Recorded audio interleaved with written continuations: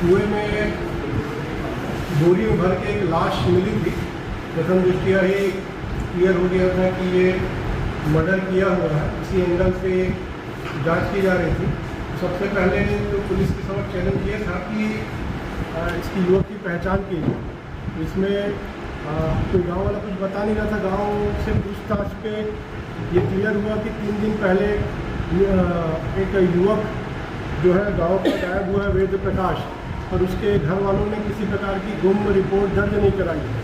तो प्रथम दृष्टिया ही मामला अजीब लगा कि गुम रिपोर्ट क्यों दर्ज नहीं कराई। फिर जब उनके घर वालों से पूछताछ की गई तो इसका जो मृतक का छोटा भाई है वो आनाकानी करने लगा। फिर उससे से पूछताछ की तो उसने बताया कि मर्डर मैंने किया है। पहले भी मृतक वेद प्रकाश अपने छोटे भाई बाल मुकुंद को सर पे डंडे से वार कर चुका है। इसमें मामले में FIR भी हुई थी। तो मृतक अपने भाई और परिवार वालों को मार देगा ऐसा इनका परिवार का अंदेशा था। तो करीब 15 मई रात 12 बजे मृतक को उसके छोटे भाई बाल मुकुंद ने सर पे गले पे कुल्हाड़ी मारकर उसकी हत्या कर दी। शराब जो है उसे निश्चित रूप से शराब पी के आदमी घटना तारीफ करता है।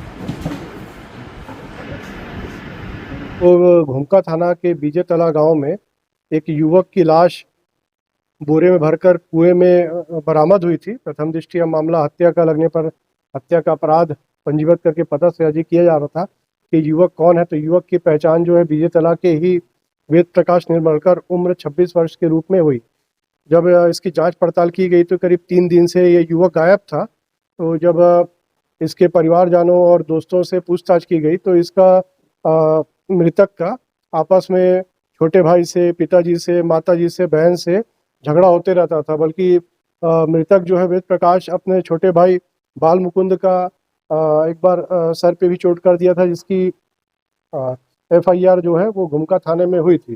घटना दिनांक 15 मई को भी परिवार वाले त्रस्त हो गए थे इससे। तो जब मृतक अपने घर पे सोया हुआ था तो प्लानिंग करके मौके पर बाल मुकुंद जो इसका छोटा भाई है उसने कुल्हाड़ी से मृतक के गले पर वार किया, जिससे मृतक मौके पर ही ढेर हो गया।